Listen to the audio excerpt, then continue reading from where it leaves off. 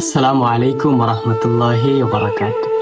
আমি এই মুহূর্তে অবস্থান করছি আমার জীবনের প্রথম, সেখান থেকে আমি বইয়ের শিক্ষা নিয়েছি বনগাঁওয়ের সুচোদ্দ সরকারি প্রাথমিক বিদ্যালয়।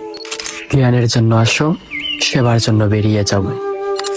এই বিদ্যালয় ঘিরেই রয়েছে আমার জীবনের অসংখ্য অগণিত স্মৃতি, বন্ধু বান্ধবদের সঙ্গে অসংখ্য মেলামেশা এবং প্রিয় উস্তাদদের কাছ থেকে বইয়ের পাতা থেকে অনেক কিছু শিক্ষা নেওয়া। এই স্কুলটা এখন শুধু স্মৃতি হয়ে পড়ে আছে। এক সময় এখানে প্রতিদিন কত খেলা, কত পড়াশোনা, কত আসা যাওয়া, কত কিছু ছিল। আজ এটা শুধু স্মৃতি হয়ে পড়ে আছে আমাদের কাছে। যখন এই স্কুলের কথা আমাদের মনে হয়, তখন আমাদের মনে হয় যেন আবার যদি এই স্কুল জীবনে ফিরে যেতে পারতাম, আবার যদি সেই ছোটবেলার স্কুল জীবনের সেই বন্ধুগুলাকে ফিরে পেতাম। এখন শুধু এগুলা ভাবলে চোখে অটোমেটিক পানি চলে আসে। কোথায় ছিলাম, কোথায় এসেছি, আবার কোথায় চলে যাব।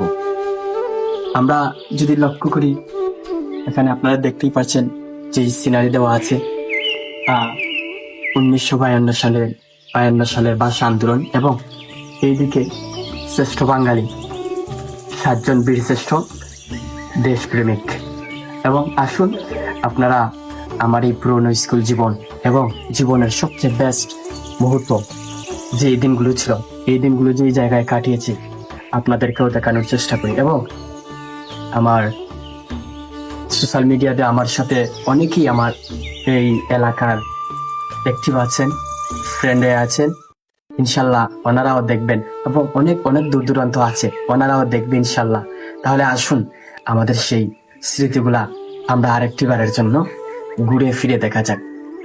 শৈশবে স্বপ্ন ছিল শুধু, কবে হব আমি বড়। কিশোর বেলাতে সেই স্বপ্নে ডুবেছি কত আবারও। আজ বড় বেলার বাস্তবতায় চাই শৈশবে যেতে ফিরে। সব মধু মাখা স্মৃতি আমার সোনার শৈশবকে ঘিরে।